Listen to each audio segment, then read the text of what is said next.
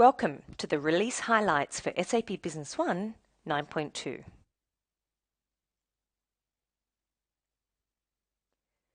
With SAP Business One 9.2, you can run your business simply, anytime, anywhere. Introducing SAP Business One Browser Access, simple remote access for on-premise customers, ultimately lowering the overall total cost of ownership. By accelerating transition to the cloud, we have opened up to new market segments.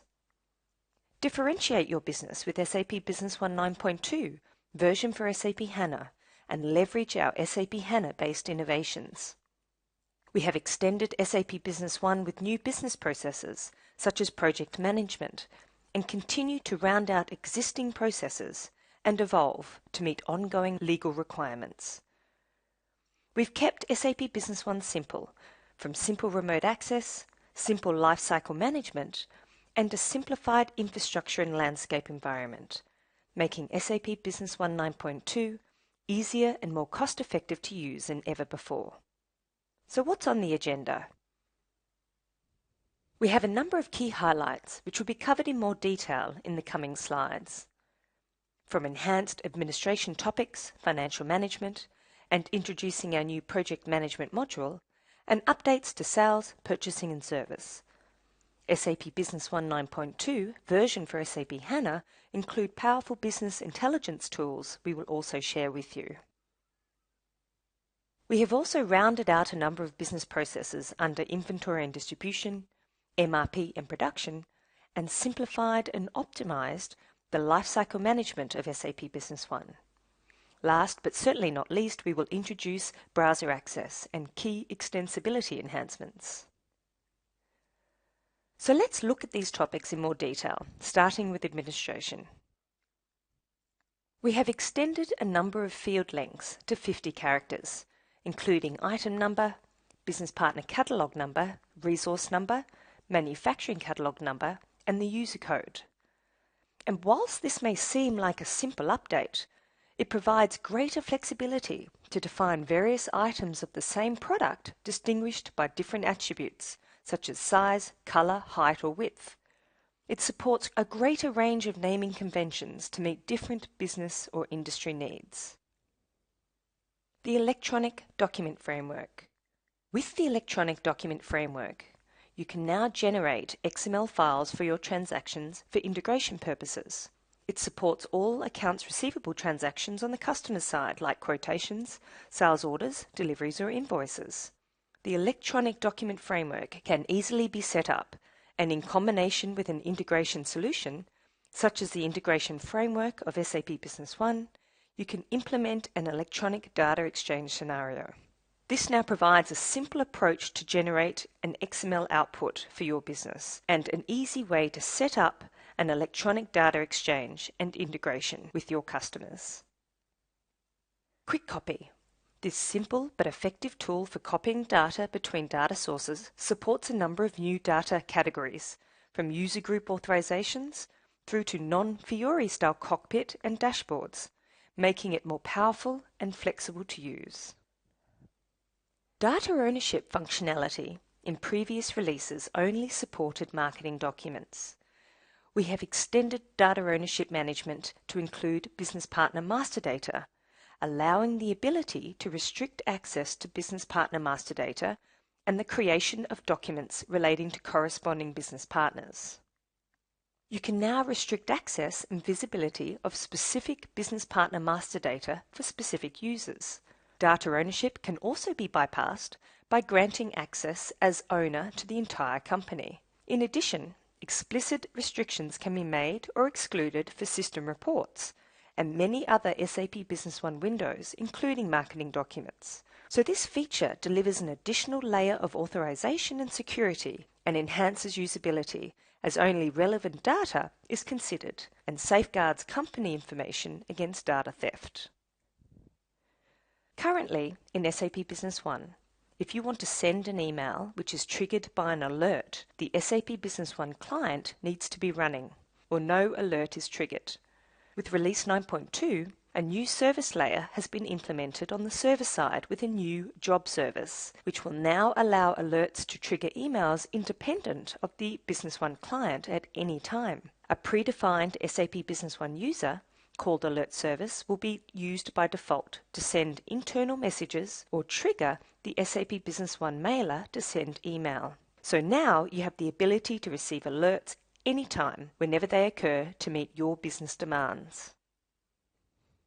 The Relationship Map feature is now available for the Human Resources module, representing employee master data. You can now view your employees in a hierarchy structure, as an organizational chart, or broken down into teams and roles. So now you can more easily visualize human resources related data, and it provides a visual overview of employees, teams, their positions, and your company organization. A number of other topics under administration include, for example, the update to the approval procedure process. Sometimes a document that has already been approved needs to be updated. If the user requires approval to update the document, the approval process will now be initiated again to approve any changes made prior to adding the document to the system. Import from Excel now supports the following data types from Microsoft Excel into SAP Business One. It supports price lists and business partner catalog numbers. You can now use the Enter key on the numeric keypad as the Tab key to move between fields in Business One for faster data entry.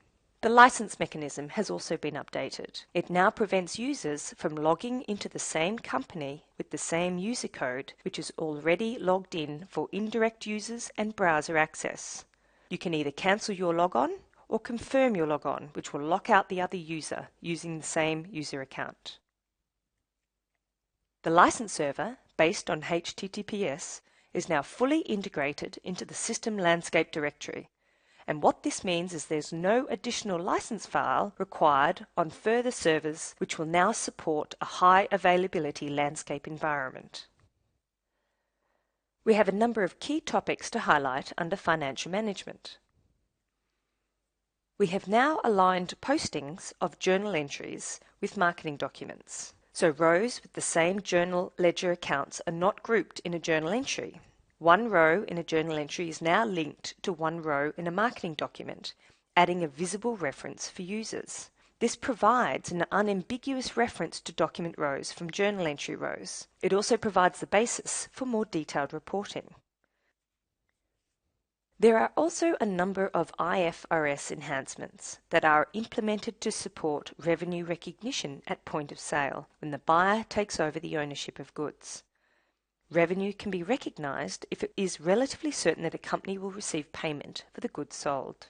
We've now activated matching principal standards for correct revenue recognition. We've also maximised the number of chart of account levels up to 10 levels, and all of these levels can be used for posting. You also have the ability to rename your chart of account drawers, and these will be reflected across the system and all your reports.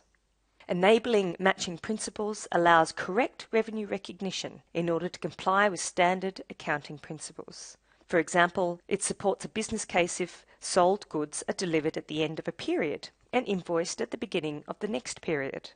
And enhancements to the chart of accounts provides greater flexibility to create chart of accounts according to relevant business needs. Fixed assets in version 9.2 introduces the virtual fixed asset concept. When a company purchases identical assets in large quantities, this functionality can be used to automatically create fixed asset master data records for each of the asset. Serial number enforcement has also been enabled to save time and effort. This will promote fast processing of large quantities of fixed assets that share the same properties. A new authorization has been added for better control over checks for payment. When creating checks for payment manually, the Create Journal Entry field is checked automatically, and only authorized users can uncheck this. This will avoid any fraud in relation to misusing outgoing checks and provide greater control over user authorizations to create, print, update, and also design check layouts. Several other topics under financial management include third-party checks. You can now select an endorsable third-party check as an outgoing payment, as a payment means instead of endorsing the check by creating a manual journal entry. There have been a number of updates to posting schemas for manufacturing. You can now choose between two posting schemas for manufacturing: accounting with balance sheet accounts only, or accounting with balance sheet accounts and profit and loss accounts. With business partner opening balances, you can now define the control account used for posting opening balance transactions for each business partner. And lastly, SAP Business One 9.2 version for SAP HANA has enhanced its external reconciliation feature for optimized performance. Let me now introduce you to the new project management capabilities in SAP Business One Release 9.2. Project information in SAP Business One was limited to financial data. To complement SAP Business One's existing project-based features, we have rolled out additional project management functionality, now combined into one solution. We have centralized all project-related transactions, documents, resources and activities, making it much easier to track and manage the different tasks, stages or phases of a project from start to finish. Centralization of project data allows you to more easily analyze budgets and costs and generate reports relating to all aspects of your projects, providing greater transparency and thus making better informed decisions. Let's now move on to sales, purchasing and service updates. In previous releases, users could decide whether to reopen an item quantity in the original document or not when creating a return, a goods return, or a credit memo. This behavior has simply been extended to support scenarios where a user copies an order to a reserve invoice and then credits it. Users can now decide whether to reopen the item quantity in the original document, and it supports real business scenarios. Campaign management. You can now create and manage campaigns for vendors under campaign management. This provides another channel of communication with your vendors for any newsletter or email type campaigns. It can also be used to tender purchase quotations to multiple vendors for specific products, for example. You can also run saved or existing campaigns repeatedly without having to create a new campaign, which should save time and effort for campaigns that are run on a regular basis. The service module has been extended in Release 9.2 to support vendors. So now you can leverage the service module for vendor-related service requirements.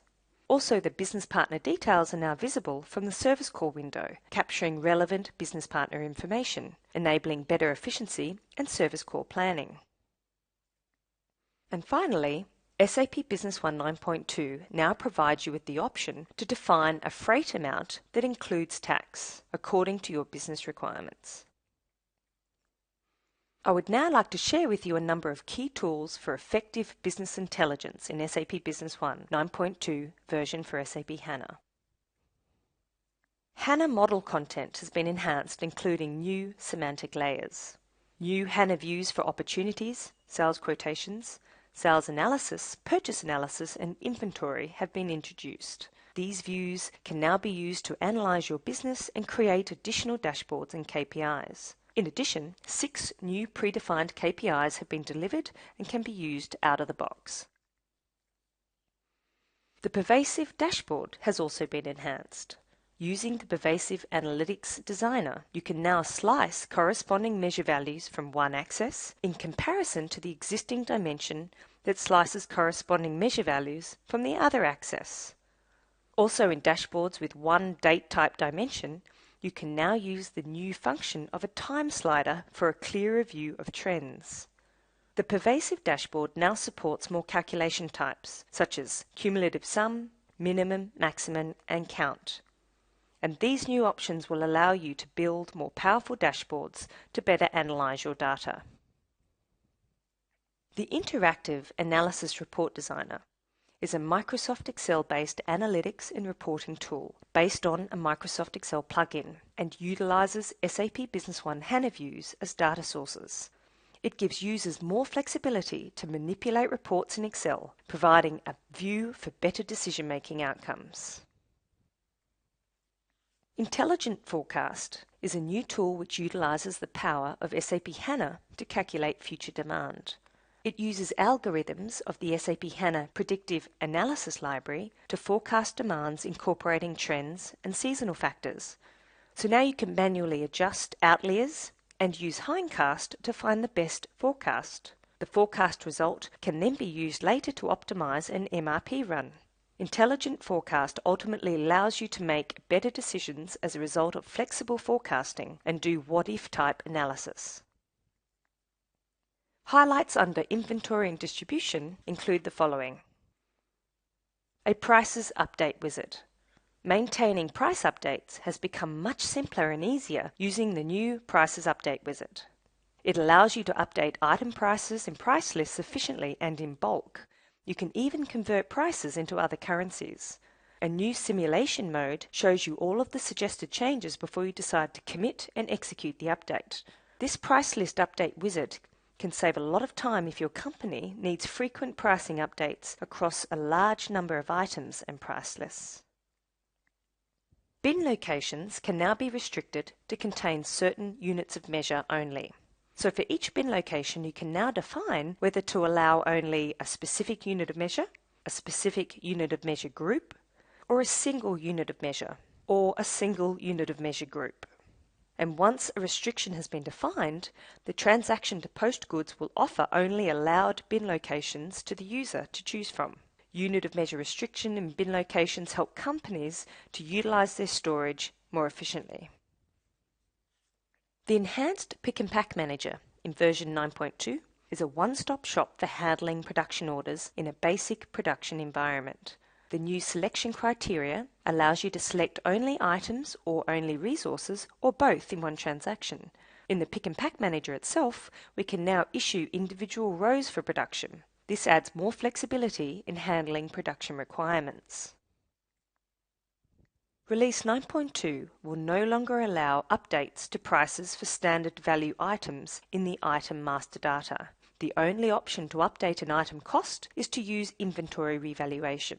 The reason behind this is to ensure an impeccable audit trail when it comes to revaluing standard items. It also promotes greater control and visibility when tracking inventory costs.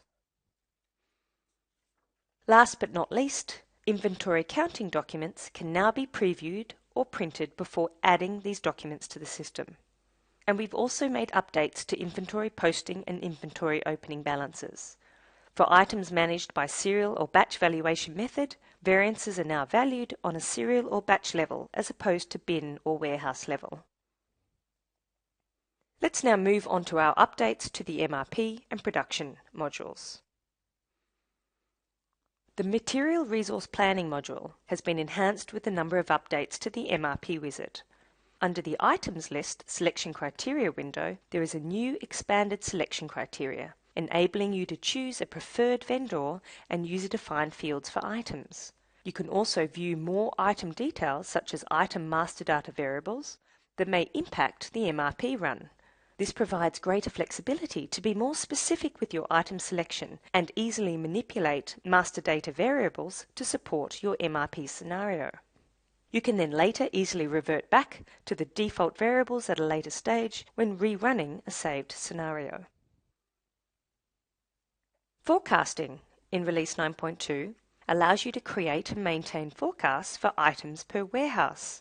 Forecasting items on a warehouse level enables you to select sales orders according to relevant warehouses, allowing greater control over your forecast demand. You also now have the ability to select multiple rows, which now makes it easy to delete row items or manage the increase or decrease of your forecast percentage across multiple item rows as well. Production standard cost. Key components of this enhancement include the introduction of resource functionality, enabling basic production capacity management, monitoring complete standard production costing, and analysis of real production variances, and simplification of bill of material management, providing greater flexibility with the use of production orders. We can now define a production standard cost in item master data. This can be used as budgeted cost, enabling cost comparisons between standard and actual costings, or for production variance analysis. The Bill of Materials window has two new columns where standard production cost and the total cost can be displayed. The second update to the production module in version 9.2 is the introduction of row-level dates. We can now define start and end dates for all components and resources in a production order. In earlier versions, it was only possible to define dates on the document header level, which meant that there was no option to earmark components and resources exactly on the date required. So all row-level dates have to be within the header-level dates. When changing the header-level start and end dates, there is an option to update all row-level dates according to this. And all dates are defined on the production order itself. There's no separate table. The resource capacity window can also be used to monitor resource and component consumption and availability. There are 4 different allocation methods: on start date, on end date, start date forwards, and end date backwards. And this will enable you to more easily plan allocation of item and/or resources for all your production requirements. Let's now highlight several lifecycle management and support features for SAP Business One 9.2. Simplification of the installation and upgrade process focused on the installation wizard and the upgrade wizard, which are now merged into one setup wizard. You can now easily use the setup wizard to perform both an installation and an upgrade easily. The structure of the SAP Business One product package has also been simplified. But please note that the demo databases that are available are only available in the installation package itself. The logging and tracing mechanism has also been changed to include a storage centralization and other unifications, in addition to new logging and tracing objects. Additional information is added to the Microsoft SQL Server trace to help identify SAP Business One operations that trigger respective transact SQL statements. Also, with logger settings, you can now enable full logging to record logged messages of all severities for the SAP Business One client. One single click is required to enable or disable full logging. You no longer need to restart the SAP Business One client after changing the logger settings. There have been a number of changes to HANA Server components and the Setup Wizard, which include file naming changes. You also have free selection of local addresses. So if you install SAP Business One server components on a Linux server with more than one network interface, you can decide which IP address to use. You can also use the hostname to register the components. In reconfiguration mode, you can use the setup script to configure an existing installation. Configurable settings include the database address, the database user, service port, and so on. In validation mode, a validation is performed upon the finish of an installation, upgrade, or reconfiguration, and you can also use the setup script to manually perform a validation and check if the SAP Business One components are working accordingly. The remote support platform protects your SAP Business One installation by monitoring customers' environments and providing automated and remote support. With the Remote Support Platform 3.2, we have delivered a new technical user to connect with the new SAP backend system. In order to communicate with SAP's new backend, a technical user with technical data transfer authorization must be configured in the Remote Support Platform. This new technical user enhances security as it is designed for data transfer only. It also minimizes maintenance effort as its password doesn't need to be changed as often, and it is also currently free of charge. Partners can now use the Remote Support Platform Studio to develop support tasks, deliver tasks to customers, and manage tasks for different customer installations. In the Remote Support Platform Studio 3.2, partners are now able to manage customer landscapes remotely, including distribution of tasks, and adjust the schedule of SAP tasks based on their customers' needs. These features were formerly available through the Remote Support Platform Remote Console application, which will be retired. So partners now have control over their partner and SAP tasks for their customers in one single place, the RSP Studio, which will ultimately promote reduced maintenance downtime. The Remote Support Platform 3.2 has synchronized its landscape with the System Landscape directory, resulting in a much simpler configuration and setup process. So any landscape changes performed in the System Landscape directory at a customer site are automatically replicated to the Remote Support Platform. Configuration and setup is now much easier, and there's no disruption of Remote Support Platform results in the event of any landscape changes, for example, if you're exchanging your database server or there's a password change.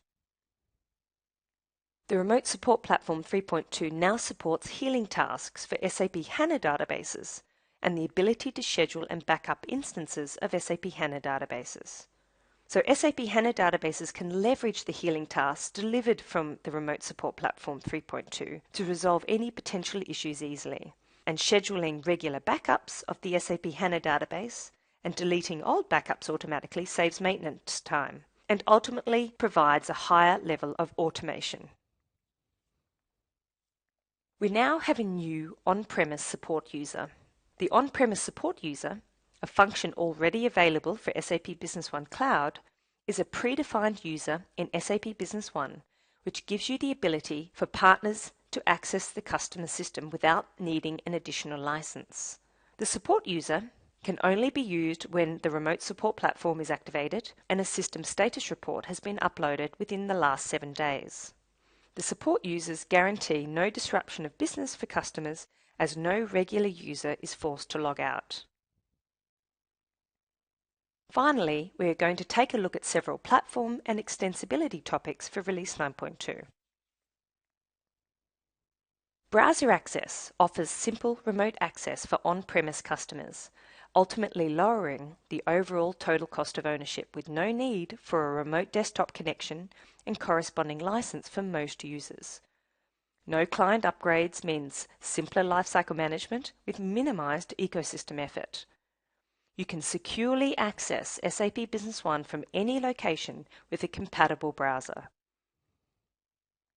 Instead of using the existing remote access via a remote desktop service or Citrix, browser access is only accessible through a web browser and leverages the Browser Access Dispatcher to start an SAP Business One client session in Web UI Server mode, using specific start parameters for the SAP Business One client. This will display the SAP Business One user interface not through the underlying operating system but through a web interface engine, which will render the user interface in HTML5 format to be consumed by supported web browsers. Updates to user-defined fields and system tables. When adding a user-defined field to an SAP Business One table, you can now link it to a system table, which allows you to create new and flexible business scenarios. So there's no additional need to fill the user-defined field manually or retrieve it from existing master data and have to keep it in sync.